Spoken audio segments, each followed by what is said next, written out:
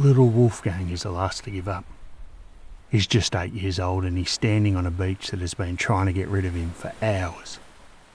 The southerly came up hard this morning and it hasn't let go. A mean, grinding wind. It finds every gap in clothing and drives fine Cronulla sand until your skin turns raw and red. The beach was already officially closed when they arrived and it's been getting worse ever since. Most of the people who were still here at lunchtime packed up and left long ago, leaving nothing behind but flattened patches in the sand where the towers had been. The beach is pretty much deserted now.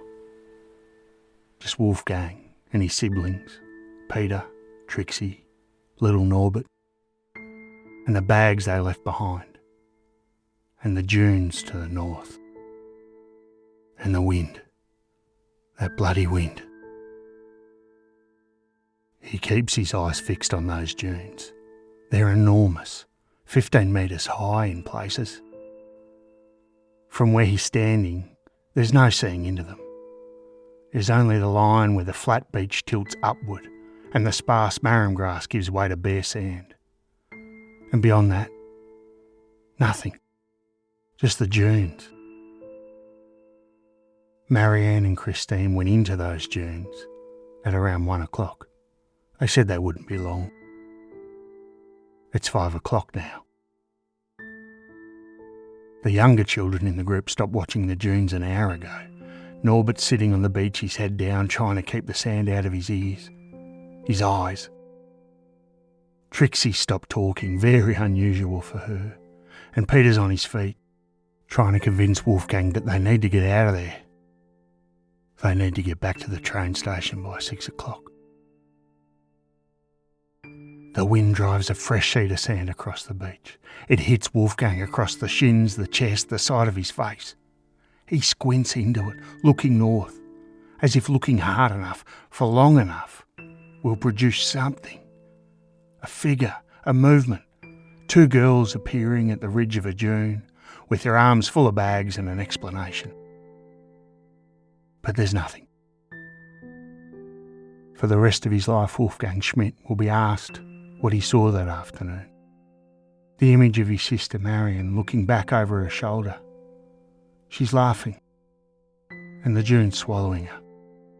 Finally, as the light begins to drop and the wind shows no sign of relenting, Wolfgang turns away from the dunes. The 4 children gather up the bags in silence and they walk back to the surf club. They catch the last train from Cronulla at 6 o'clock. They don't know at that point what they're leaving behind in those dunes on Wanda Beach. It'll be another 24 hours before anyone does.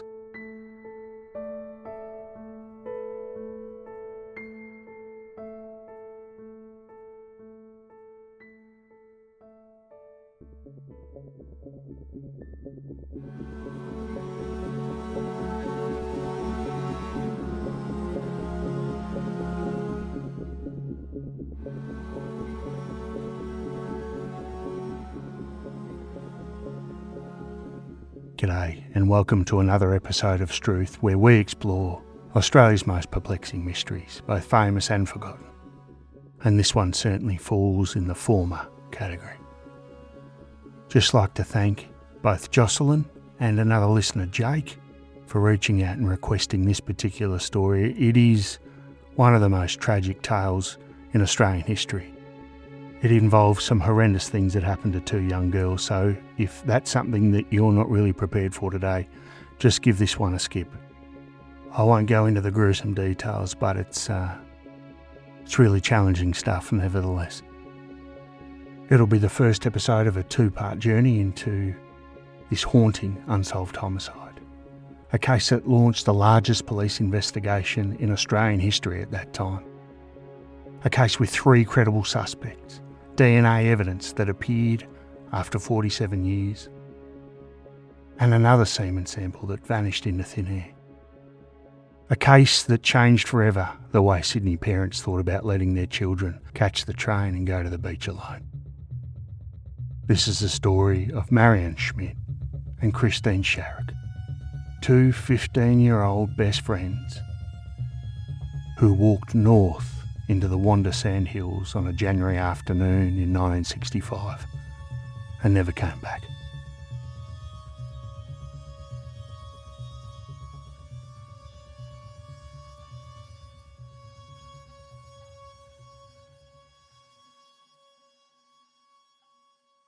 The Schmidt family arrived in Australia from West Germany in September 1958.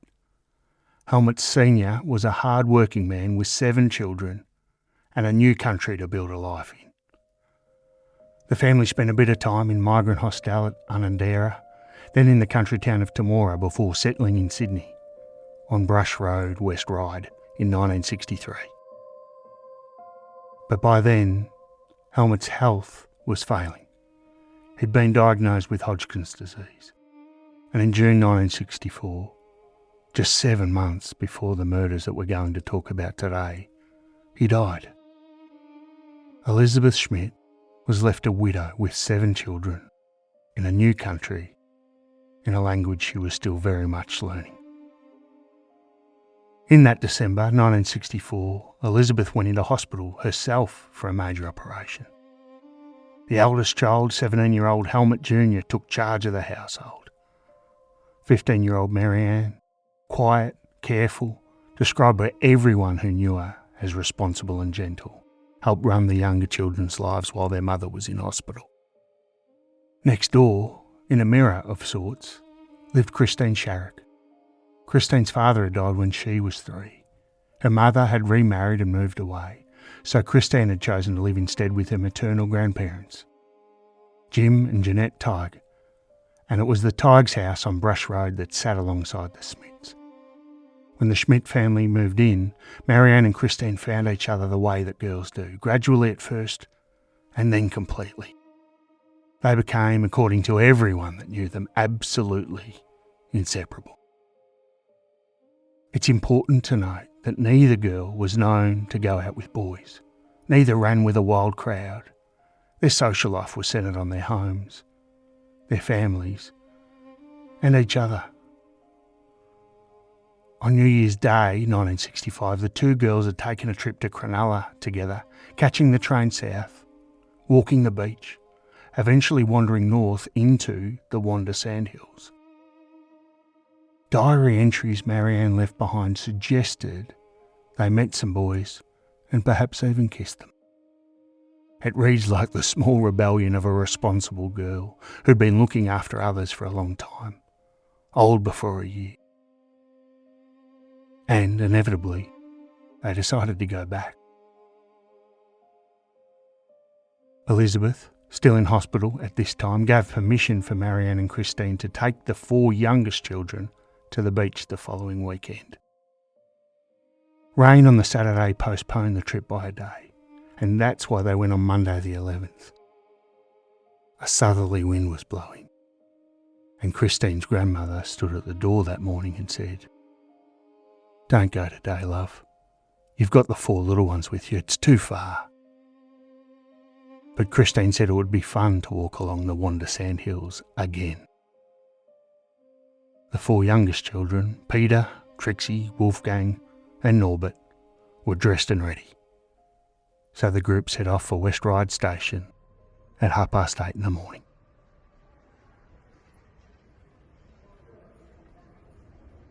According to testimony from the youngsters, on the first leg of the journey, a boy of about 15 struck up a conversation with Marianne and Christine. He was chatty, interested, and so were they. But at Redfern, where they changed trains for the Cronulla line, he stayed behind, according to the younger children. He didn't follow them.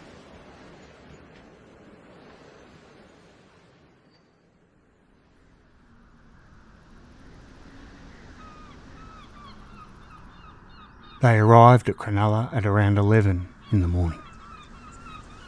The beach was officially closed. The southerly that had been building since dawn was now blowing hard enough to strip the beach of almost everyone. Signs warned of dangerous surf, and what few people remained were sheltering among the rocks or making their way back to car parks and the station. For a summer Monday at one of Sydney's most popular beaches, it was eerily empty. Marianne and Christine set up in the shelter of some rocks at the southern end of the beach. Wolfgang, as fearless as ever, still wanting to swim despite everything, went with Marianne to a shallow part of the surf away from the rocks. And when they came back, the group sat down and ate. It's important to note that sometime during this picnic, at the rocky southern end of the beach, that Christine got up and left. She didn't say at the time where she was going, or at least she didn't tell the youngsters. No one in the party could later account for where she went or who she saw. An autopsy that was conducted later on would reveal that she'd eaten food different from anything the group had brought with them. Something containing cabbage and celery, possibly a Chico roll from one of the beachside kiosks. For our international listeners, a Chico roll is one of Australia's finest inventions. A culinary delight if ever there was one. More importantly though, her blood alcohol content registered at 0.015. Only a small amount, but enough to tell investigators that she had eaten and drunk somewhere away from the group.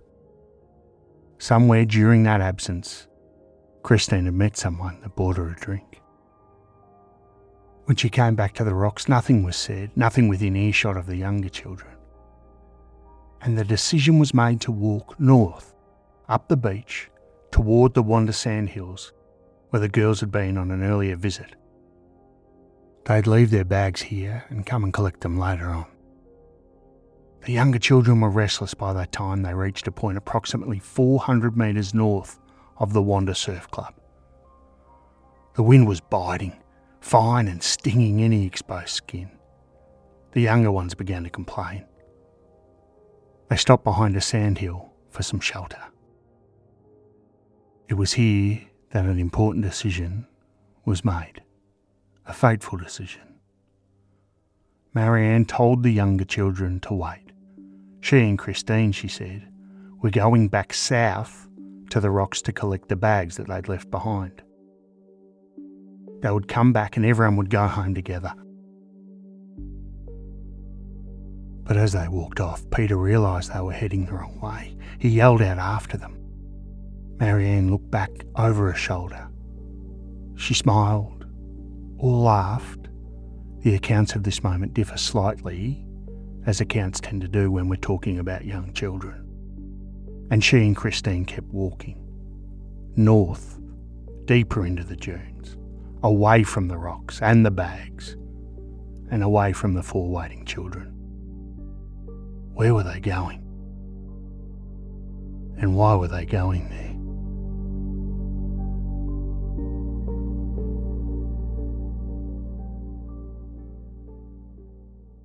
The last person not connected to the group who saw Marianne and Christine alive that day was a man named Dennis Dostine. He was a local fireman who was walking in the dune area with his son. He saw two girls at approximately 20 minutes to 1, moving quickly, somewhere between 730 and 800 metres north of the surf club. They appeared to be hurrying, and one of the girls, he couldn't be sure which, was repeatedly looking back over her shoulder, as if checking whether they were being followed. When he was asked later about the events of the day, Wolfgang, 8 years old, said he'd noticed the same boy several times engaging with the girls that afternoon. He first noticed him during Christine's absence, while the group was still at the rocky southern end of the beach, while he was going for a swim. A teenager standing in the shallows was hunting crabs. Wolfgang would later say the boy had fair hair, though in other accounts he described it as sandy or brown. He was shirtless, with light grey trousers, quite suntanned. And he was carrying something, perhaps a homemade spear gun, Wolfgang thought, or possibly a fishing knife in a sheath, or both. The descriptions shifted across the years and the interviews. The way things do when you're 8 years old and you're trying to hold on to a detail you didn't know would matter. But what didn't shift was the fact that Wolfgang, in every interview that he ever gave, said the boy was carrying a blue towel. The detail was consistent. The boy had it slung over one shoulder. When the group walked north toward the sandhills, Wolfgang kept watching. And at some point, after Marianne and Christine had walked away from the shelter of the sandhill, on their journey north, not south, he saw the same boy again. This time he was talking with the girls in the dunes, and from where he stood, Wolfgang couldn't make out the words, only the tone. And the tone of the conversation seemed wrong, aggressive, demanding. The boy appeared to be asking the girls about their names, and there was something in his manner, something even an 8-year-old could read, that felt like anger. For perhaps 10 minutes, the three of them stood together among the dunes, and then they moved off, and Wolfgang lost sight of them behind a rise in the sand. A little while later, the young man came back out alone. The blue towel was no longer slung over his shoulder, it was now tied around his neck. Wolfgang called out to him, "Where are the girls?" The young man didn't answer. He didn't even look at Wolfgang. He walked past, as if the child standing there in the wind were nothing at all. As if there were nothing behind him in those dunes worth discussing. Police would eventually refer to this youth as the surfer boy. Early on, it was their strongest lead and the closest thing the investigation had to a prime suspect, or perhaps a prime witness. They produced identikit composites. They appealed to the public at the Sydney Showground. Nobody came forward who could be placed at the scene that afternoon. And none of the three main suspects who would emerge over the following decades matched Wolfgang's physical description of this young boy. To this day, we still don't know who he was. We don't know whether Wolfgang's account, given initially as an 8-year-old, changed in ways both small and significant across the years of interviews, is fully reliable. The detectives who worked this case across 6 decades would wrestle with that question for the rest of their careers. But what we do know is this: a young man walked into those dunes and came back out alone, and 2 girls did not.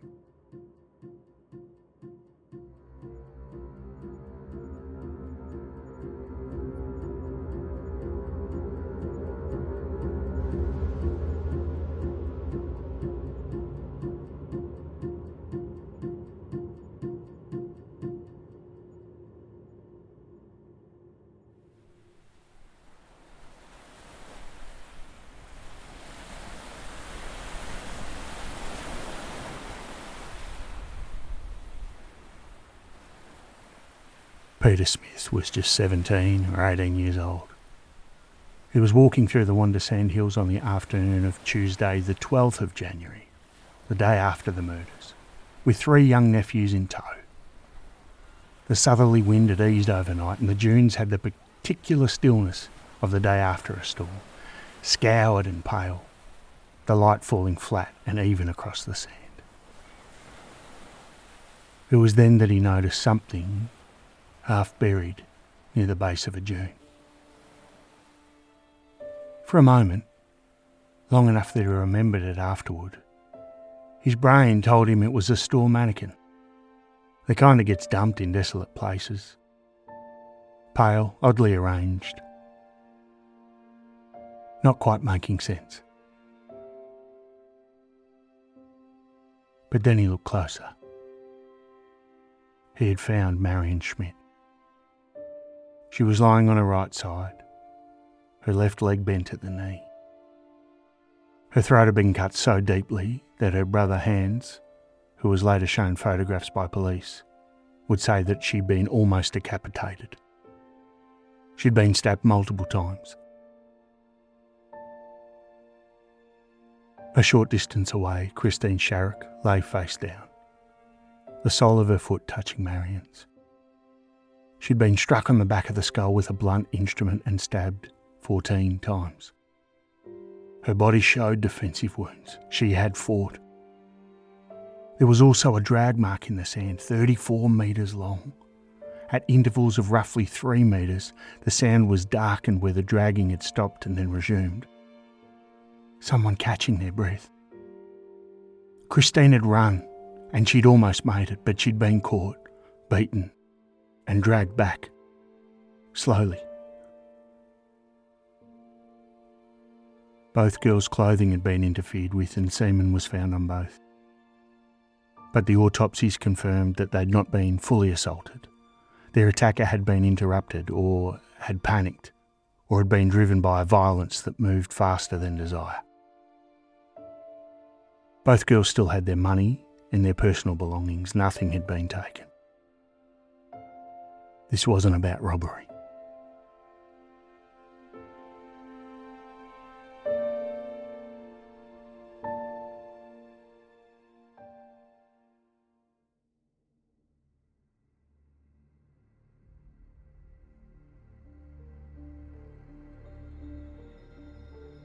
The weapon, investigators concluded, a long sharp knife and a separate blunt instrument had both been used. Police sifted an estimated 500 tonnes of sand from the surrounding area. They recovered a small blood-stained knife blade, approximately 1 inch long, possibly broken from a kitchen knife, along with a blood-stained sheath and a homemade spear gun, items consistent with what Wolfgang had described the youth carrying. But the pathologists testified the blade fragment would have been difficult to cause such wounds with, and none of it could be conclusively linked to the crime. Importantly, car tracks were also found approximately 30 metres west of where Christine was attacked. The attacker, police believed, had driven there. He'd known the back access to the dunes, had been familiar with a place that most Sydney-siders only reached from the beach side. It was their assumption that whoever had done this had been there before. The 4 younger children had been waiting at West Ryde station the night before when Helmut Jr. met them at the platform. They told him what they knew, that Marianne and Christine had walked into the dunes and not come back. And by 8:30 that evening, Christine's grandmother, Jeanette, had reported her missing to the police. Elizabeth Schmidt, still in hospital, was told the girls hadn't come home. She turned her face away. "They're gone," she said. She knew before anyone confirmed it. A mother understands things that facts haven't caught up with yet. So when the calls came in the following day about the 2 bodies found at the beach, it didn't take long for the police to connect those to the missing persons reports from the night before. The bodies were formally identified on the afternoon of the 12th. And the funerals for both girls were held together on January the 20th, 1965. What came next was enormous.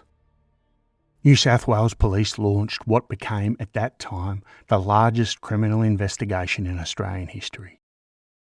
Detective Inspector E. Haynes led the team from the Criminal Investigation Branch, supported by specialists from the Scientific Branch.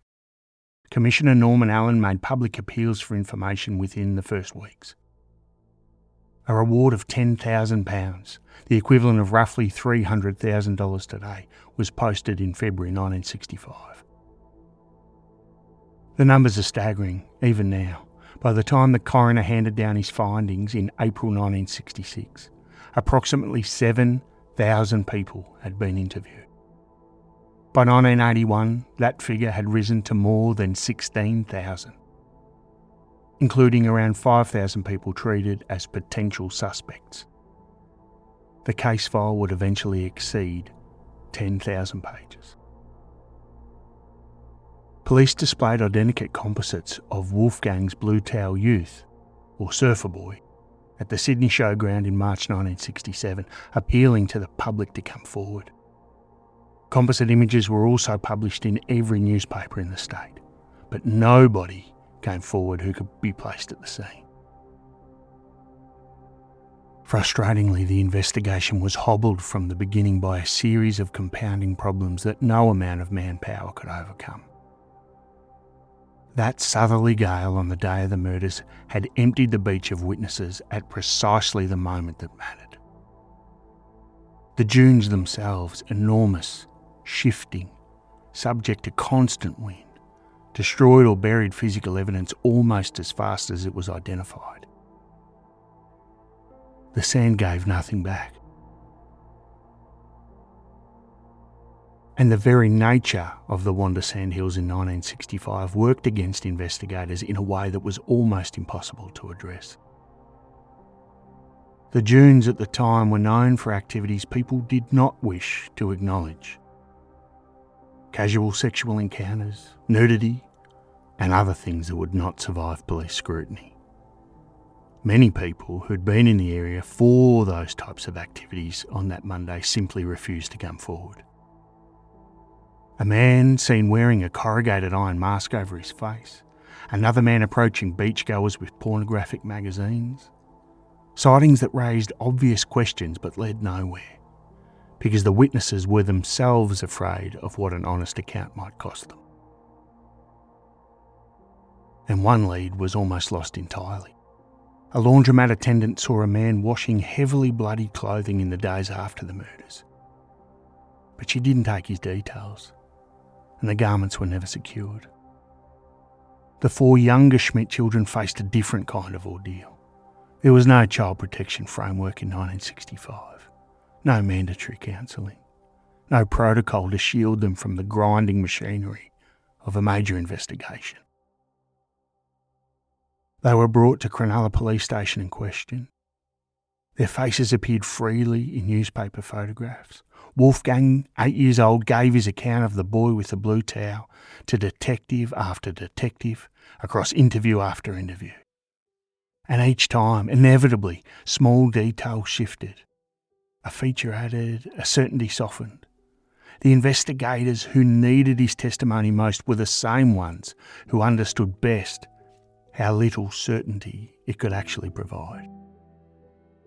Elizabeth Schmidt was told the news in hospital, where she was still recovering from her operation. She'd buried her husband just 6 months before, and now this. Hans Schmidt, one of the older siblings not there on the day, later described viewing photographs of his sister's body.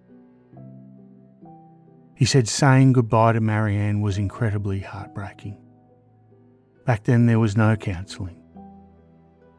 We just tried to get on with our lives.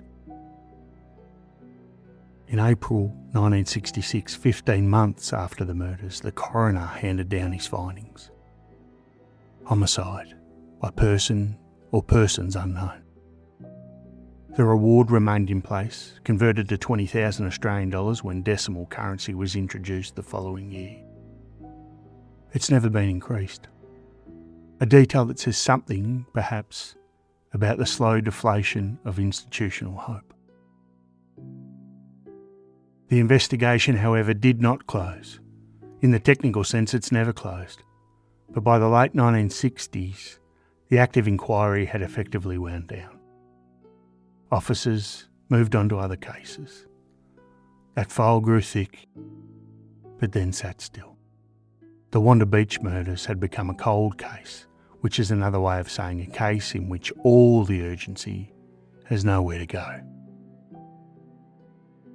Marianne Schmidt was 15. Christine Sharrock was 15. 2 girls from the same street in West Ryde, best friends, careful girls who looked after people and didn't cause trouble. They went to the beach on a blustery Monday in January and walked north into some dunes and never came out. The boy with the fair hair and the blue towel did walk out of those dunes, and he did so alone. He's been walking away in the eyes of everyone who's ever followed this case ever since. And somewhere, maybe in Sydney, somewhere in the country, or in a grave we don't know about, there's a man who knows what happened to Marianne Schmidt and Christine Sharrock.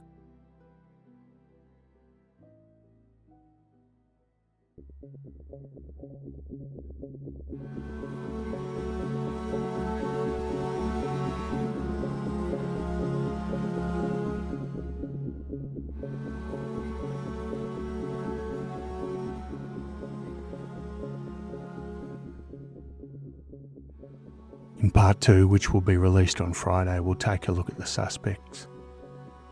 We'll analyse every aspect of this case, all of the facts that we know about. And we'll meet the families, still waiting 6 decades on for an answer that the New South Wales Police Unsolved Homicide Unit says it's not given up on finding.